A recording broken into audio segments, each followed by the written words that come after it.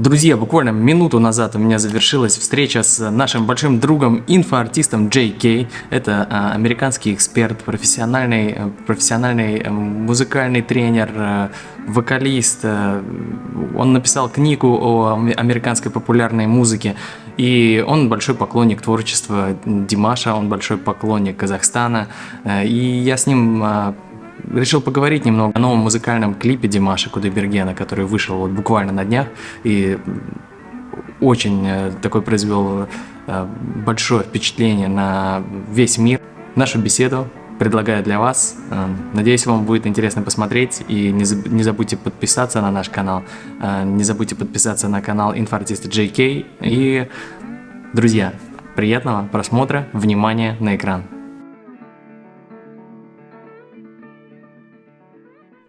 We're choosing life. We're choosing life. We're choosing life.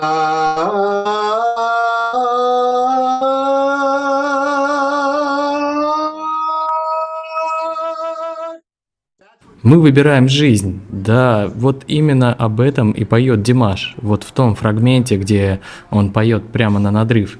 Это моя самая любимая часть вообще этого клипа. Вот это вот роковое исполнение, вот это вот место, где он передает всю свою эмоцию, все свое недовольство тем, что он должен сражаться, а не жить или дружить, или любить. И, кстати, тут в этом клипе он жертвует собой, своей жизнью для того, чтобы спасти миллионы других людей. И вот об этом он как раз и поет. И его герой в этом музыкальном фильме, он тоже играет очень важную роль. В этом клипе он пытается остановить зло. Он здесь в роли хорошего парня, в роли добра. Он олицетворяет собой все добро, которое есть на нашей планете. И противостоит злу, всему злу, что есть на нашей планете. И вот делая такую жертву, он дает возможность добру продолжать существовать и вести людей за собой. И я хочу сказать, что у меня были мурашки на протяжении всего этого 12-минутного фильма. Это было просто невероятно. Это даже лучше, чем триллер Майкла Джексона. Я помню тот момент, когда вышел триллер Майкла Джексона, и это было невероятно. Но, как по мне, история «Одного неба» Димаша – это что-то еще более невероятное. А тот момент, где герой Димаша держит на руках свою дочку, я вообще не смог сдержать слез. Меня прям пробило, он дотронулся до глубины моей души. Когда его герой кричит, а на руках у него его дочь, я даже сейчас, когда рассказываю, меня бросает в дрожь. Это ужасно, и Димаш как раз и хочет показать своим клипом, что такие вещи на нашей планете, они просто неприемлемы.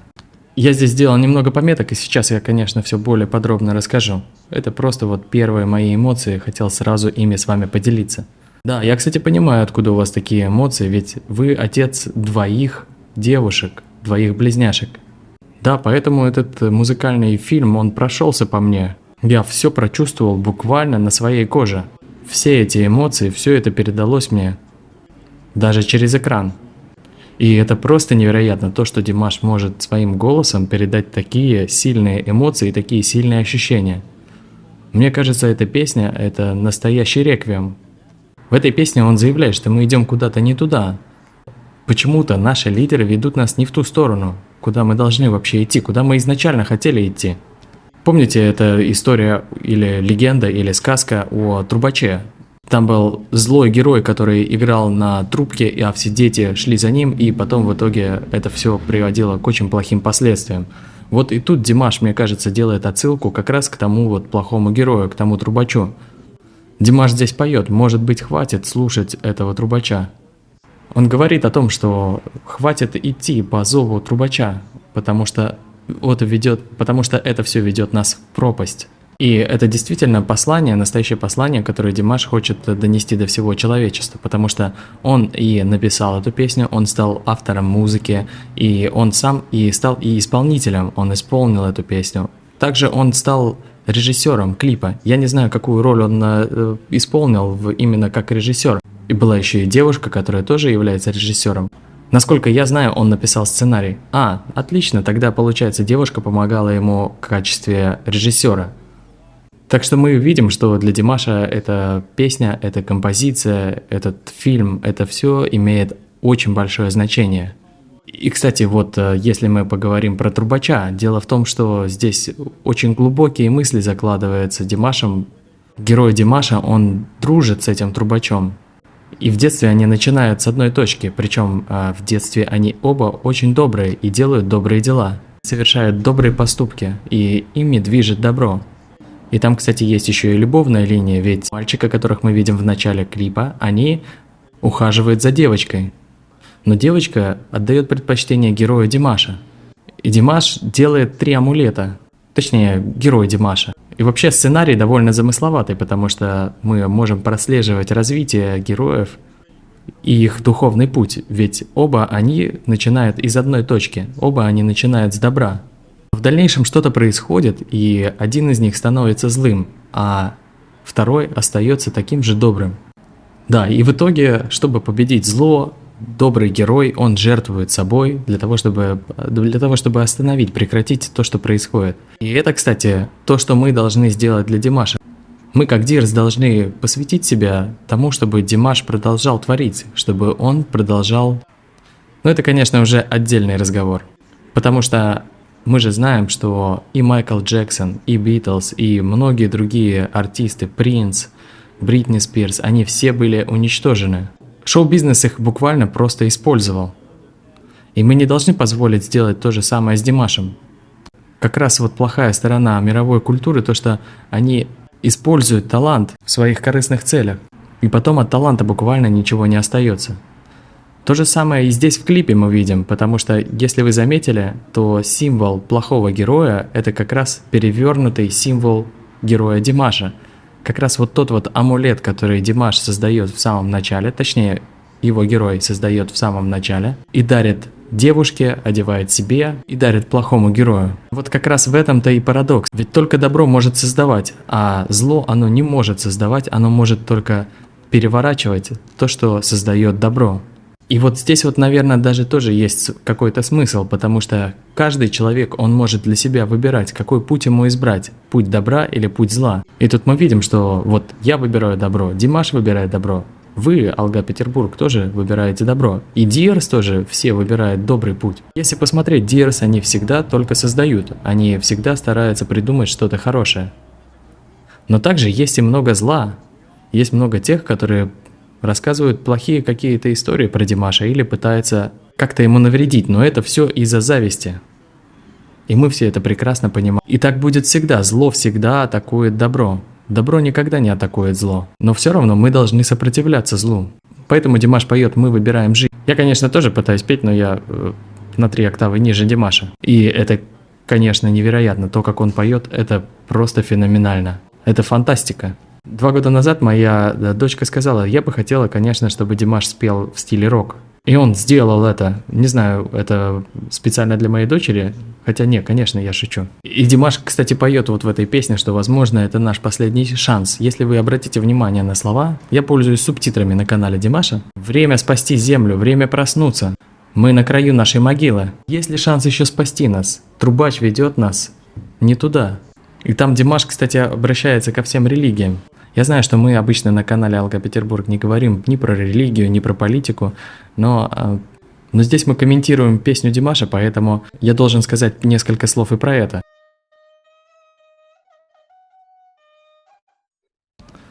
Мы видим, что здесь все религии объединились и идут на свет, идут к свету. И в конце мы даже видим, что это именно Димаш тот, кто ведет их к свету, ведет их в добрую сторону.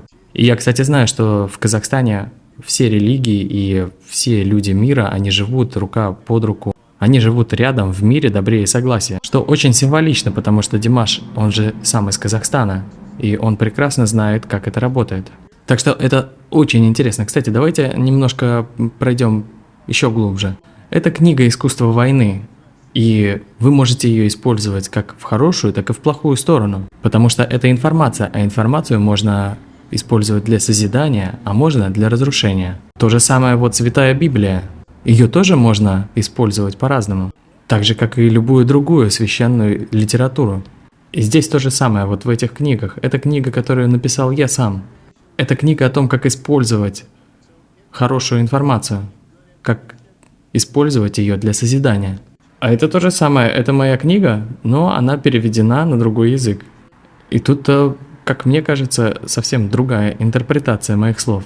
Так что я хочу сказать, что вот эта вот песня Димаша – это настоящее послание всем нам, такой крик души, настоящее откровение, которое должно заставить каждого человека на земле задуматься, заставить каждого человека на земле остановиться, обернуться, как Димаш поет, проснуться и, может быть, действительно понять, а все ли правильно мы делаем, куда мы вообще идем, это то, чего мы сами на самом деле хотим, или это то, что нам навязано какими-то трубачами. Это вот мое такое вот впечатление, мое мнение, которым я хотел вот в первую очередь поделиться. И, конечно, я с большим удовольствием отвечу на ваши вопросы. Я хочу сказать, что вы очень грамотно разобрали каждую деталь этого клипа. Хотя именно за это вас и уважают наши зрители. Как вы думаете, вот его актерская игра, она могла бы заслужить какую-то награду? Да, безусловно. Кстати, об этом я как раз вот хотел тоже сказать. Как мне кажется, Димаш в этом фильме предстает как великолепный актер. И, кстати, это удивительно, что здесь он предстает сразу в стольких ролях. Это говорит о нем как о действительно феноменальном человеке. И тут очень важно заметить, что очень редко на Земле появляются настолько одаренные люди, которые обладают таким талантом в самых разных областях, потому что быть одновременно и хорошим вокалистом, и хорошим музыкантом, а еще и хорошим режиссером и актером, это действительно набор талантов, который дается Всевышним очень редко. И даже мне сейчас на ум не приходит ни одного человека за последние сотни лет, который мог бы сравниться с Димашем. Конечно, возможно, мои слова очень громкие, но это так и есть. Ну, кстати, есть еще кое-что, о чем я хочу сказать, потому что, наверное, Димаш, он сам себя не считает таким талантливым во всех областях. Это мы говорим о том, что он невероятно талантлив. И мы говорим о том, что он феномен. Сам же он очень скромный человек. И тут у меня есть вот такие мысли. Не бывает безгрешных людей. В каждом человеке есть что-то плохое. Но тут важно работать над собой и стараться, чтобы этого плохого было меньше. Каждый человек хоть раз в жизни совершал плохие поступки, но если этот человек старается делать себя лучше, старается работать над собой, то этот человек действительно достоин того, чтобы судьба его за это отблагодарила. И мне кажется, что как раз вот Димаш, он из тех людей, которые работают над собой и стараются исправлять в себе те плохие стороны, которые есть в каждом человеке. И в этом плане он дает нам очень хороший пример. Мы все стараемся брать пример с Димаша, быть лучше. Каждый день мы смотрим на Димаша и стараемся быть лучше. И многие люди это понимают, и многие завидуют Димашу и стараются его склонить к тому, чтобы быть хуже. И Димаш своим заявлением, которое он сделал не только как композитор, не только как вокалист, но еще и как режиссер и актер, говорит нам о том, что мы должны быть сильнее, мы должны проснуться. И я хочу сказать, что в целом картина получилась очень реалистичной. Даже игра молодых артистов. Это очень редко, чтобы артисты могли вот так вот хорошо исполнить свою роль. Я думаю, что здесь тоже есть и большая заслуга девушки-режиссера, которая принимала участие в создании этого настоящего шедевра. Да, это определенно шедевр. Это было супер натурально, супер естественно. И благодаря гармонии с голосом Димаша, с музыкой, это все делает невероятный эффект. Например, я до сих пор под впечатлением, и даже когда просто мы вот сейчас обсуждаем это, у меня идут мурашки по телу. И прямо сейчас нам нужно всем Диер сплотиться, потому что такое громкое заявление, такая его позиция, она очень опасна для него, потому что сейчас появится много завистников и много тех, кто будет желать ему зла. Но у него есть сильная команда, у него есть сильный дух, и у него есть мы, Диерс, поэтому мы вполне можем его защитить. И мы должны встать на его защиту, мы должны сплотиться. Все мы Диерс, мы одна большая семья, мы семья Димаша. И сейчас именно то время, когда мы не должны спорить друг с другом, мы все должны стать единым целым и защитить Димаша, тем самым защитить себя и свои души. Потому что все вот такие вот креативные люди, все такие невероятные таланты, которые хотели высказываться, хотели говорить открыто, они всегда были под угрозой. И это как раз и есть плохая сторона шоу-бизнеса. Но это, конечно, тема для отдельного разговора. Главное, что я хочу сказать, что вот в этом клипе Димаш заявляет, что он выбирает жизнь, что мы выбираем жизнь. И он готов пожертвовать собой, чтобы остановить то безумие, которое происходит в этом в этом мире, о котором рассказывает его музыкальный клип, музыкальный фильм. И поэтому он собирает всех лидеров и ведет за собой. Это очень символично, потому что как раз сейчас то же самое и происходит. Димаш ведет за собой всех людей. Димаш старается открыть людям душу, приобщить их к культуре. И у него это прекрасно получается, как мы видим. Еще раз скажу, мы же все понимаем, что люди все ошибаются, все люди делают ошибки. Но при этом нам всем нужно стараться быть лучше, нам всем нужно стараться соблюдать правила общества, в котором мы живем. И только это и есть спасение. В общем, мне кажется, что именно об этом Димаш хотел сказать в этом музыкальном фильме. А вообще я хотел бы прочитать комментарии, которые будут писать люди. Мне очень интересно, совпадает ли мое мнение с мнением зрителей ЛГ Петербург. Потому что мы все живем на разных частях нашей планеты, но мы все земляне. И мне очень интересно узнать, какой эффект был от просмотра этого музыкального видео у людей из других частей нашей планеты. Потому что я вот здесь вот в Америке, а есть у Димаша поклонники в Казахстане, есть люди, которые следят за его творчеством по всей нашей планете. И, конечно, я уверен, что найдутся и те, которые в комментариях напишут: «Эй, Джей Кей, да что ты такое говоришь? Мы с тобой совсем не согласны». И вы можете обзывать меня плохими словами, но хотелось бы, конечно, чтобы была более конструктивная критика. То есть вы можете обозвать меня, но напишите почему. Почему вы считаете, что я не прав? Или можете написать, почему вы считаете, что я прав. А может быть, у вас вообще совсем другое собственное мнение, но в любом случае, именно в обсуждении рождается истина. В общем, что-то я далеко зашел в философию. Ваня, если у тебя есть вопросы, я готов ответить еще. Да, я хочу задать вопрос, который интересует многих Дирс, ведь мы все любим Димаша, любим его творчество, следим за ним и, конечно, хотим, чтобы все лучшие награды мира присуждались именно ему. И, конечно, многие могут сказать, что, безусловно, это всего лишь формальность, но я хочу спросить у вас, как у эксперта популярной музыки, как у человека, который отлично разбирается во всех наградах. Вы не понаслышке знаете, что такое Грэмми, что такое Оскар, и я хочу спросить, как вы думаете, а вот этот вот музыкальный фильм Димаша, он может заслужить какую-то награду, какой-то приз? Я не знаю, как вот прямо сейчас, но я думаю, что в будущем, безусловно. И я думаю, что здесь мы можем говорить не только о музыкальных наградах, здесь мы можем очень смело заявить о том, что этот музыкальный фильм, он должен получить награды на мировых кинофестивалях. Потому что это уже не просто музыка, это действительно настоящий фильм. В свое время Майкл Джексон сделал из музыкальной индустрии примерно то же самое. И, возможно, Димаш, как поклонник Майкла Джексона, тоже какое-то получил от Майкла Джексона вдохновение. Но здесь нужно оценивать не только музыкальную составляющую или художественную составляющую фильма. Здесь надо оценивать тот вклад, который Димаш этой музыкой и этой композицией делает для всего человечества, для нашего мира. А этот вклад, он бесценен. Его невозможно оценить какой-то наградой. И, конечно, вот есть, например, Каннский фестиваль, и там есть отдельный раздел для короткометражных фильмов. Я думаю, что там просто обязаны обратить внимание на вот это вот произведение. Это настоящее искусство. Это то, что не подходит под какие-то форматы или жанры. Это что-то новое, это настоящая революция. Это действительно настоящий феномен. Феномен по имени Димаш. И то, что нам всем повезло жить в тот момент, когда он творит, это действительно настоящее счастье. И это действительно настоящее спасение. Потому что он может спасти всех нас и направить на правильный путь. Снова я говорю, конечно, громкими словами, но мне кажется, что это именно так и есть. Поэтому я думаю, что, конечно, этот фильм нужно показывать на кинофестивалях во всем мире. Он должен присутствовать на всех кинофестивалях. Поэтому здесь нельзя говорить, что только Грэмми или Оскар. Этот музыкальный фильм должны увидеть профессионалы всего мира. Да уж, ваши слова заставляют задуматься. Да, кстати, пока я не забыл, я снова хочу показать вам нашу маленькую планету. Посмотрите, вот Казахстан здесь, а я вот здесь вот в Вашингтоне. А вот это вот наша Земля, но уже без границ. Это то, как наша планета выглядит со стороны. Посмотрите, это наш дом. И мы можем жить и так, мы можем жить и с границами, и можем жить и без. Мы можем восхищаться нашими странами, и это нормально, мы можем любить каждый свою страну. Это совершенно нормально. Мы можем гордиться каждой своей страной. Но при этом мы также просто обязаны любить и гордиться нашим домом, нашей планетой. И я американец, но я люблю и Казахстан, и Турцию. А я не казах и не турок. Какие золотые слова вы говорите. Большое спасибо вам за ваше время и за профессиональный комментарий. Да, Ваня, и тебе спасибо. Да, был рад услышать. До скорой встречи. До свидания.